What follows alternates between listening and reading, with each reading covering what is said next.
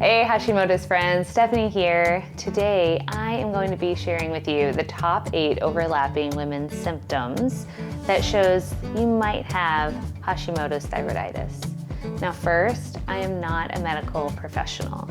These are things that I have learned in my journey through Hashimoto's, and I feel so much better. I've had so many of these symptoms myself, and ever since that I've gotten my levels, my thyroid levels optimal, all those symptoms are gone. So here they are. Top 8 overlapping women's symptoms. Number 1, your hair falling out or also being dry and brittle no matter what you do. For me, I thought it was because I was in my postpartum period. Postpartum hormones are everywhere and it's known for you to have your hair fall out. But 6 months postpartum, 12 months postpartum, my hair was still falling out no matter what. But maybe you don't have hair falling out, which is amazing. But have you noticed, do you have brittle hair, dry hair? No matter what you do, no matter how many deep conditioners that you put on your hair, it's still not getting moist, it's not getting healthy or shine. That shine is gone. So that might be a sign for you. Number 2, dry skin. A lot of times the dry skin, for me, started on the bottom of my feet. I know other people too, same thing. This was one of my first symptoms, and it was about 4 years of this leading up consistently. So have you had dry, cracked feet year-round? That could be a sign of Hashimoto's, as well as dry skin on the face. My dry skin on my face eventually turned into rosacea. I was in my mid-30s and I had never experienced rosacea in my entire life. I ended up going to a dermatologist to try to figure out what was going on. In the end, it was all linked to my thyroid. Once I had healthy thyroid levels, then my rosacea has been gone and I've never had a problem with it since. Number 3, dry eyes. You might feel a dry, gritty feeling in your eyes, or they make water very easily. For me, I also had swollen eyelids, which you may be having too. And I had to go to a specialist for my swollen eyelids. You might have noticed this is the second specialist that I was going to for a problem that ended up being linked to my thyroid.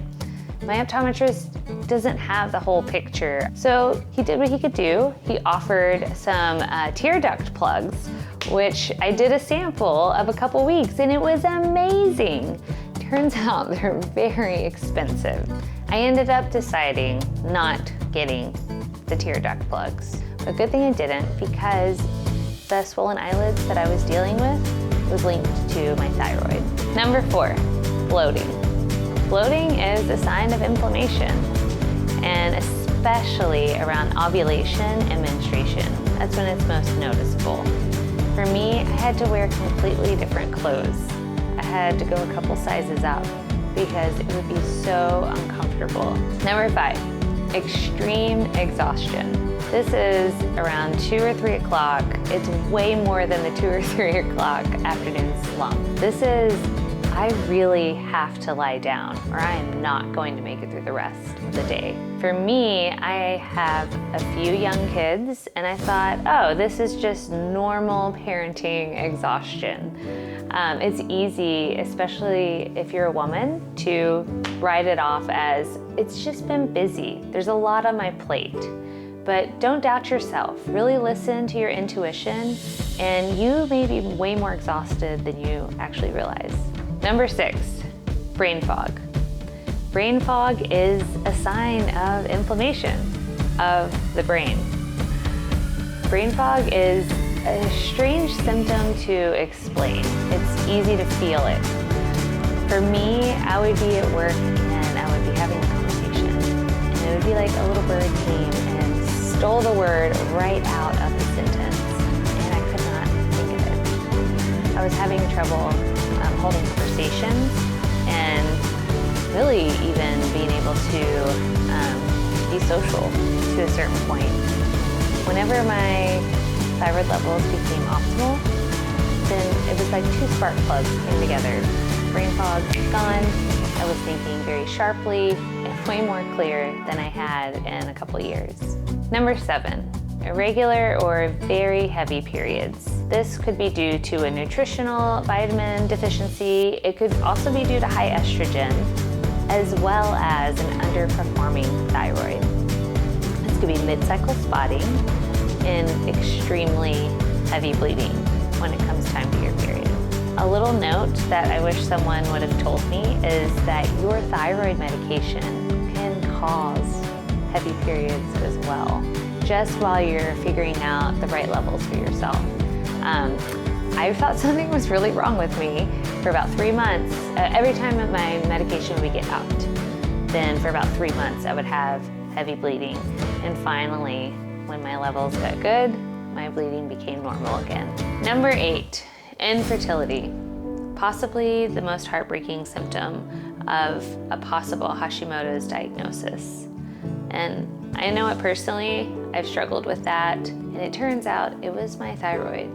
Once we got things figured out and I eliminated foods, I took my medication, and I worked with someone to help me get my thyroid to healthy levels, we were able to have baby number 4. So as you can really see, the thyroid really affects everything, especially the hormones. It's all connected. So if you have a handful of these symptoms, or even just 2 of them, go ahead and ask your doctor for labs. Check out my video of how to talk to your doctor and what labs to ask for. A video about what foods do I eliminate? How do I change up my diet? And are supplements really worth it?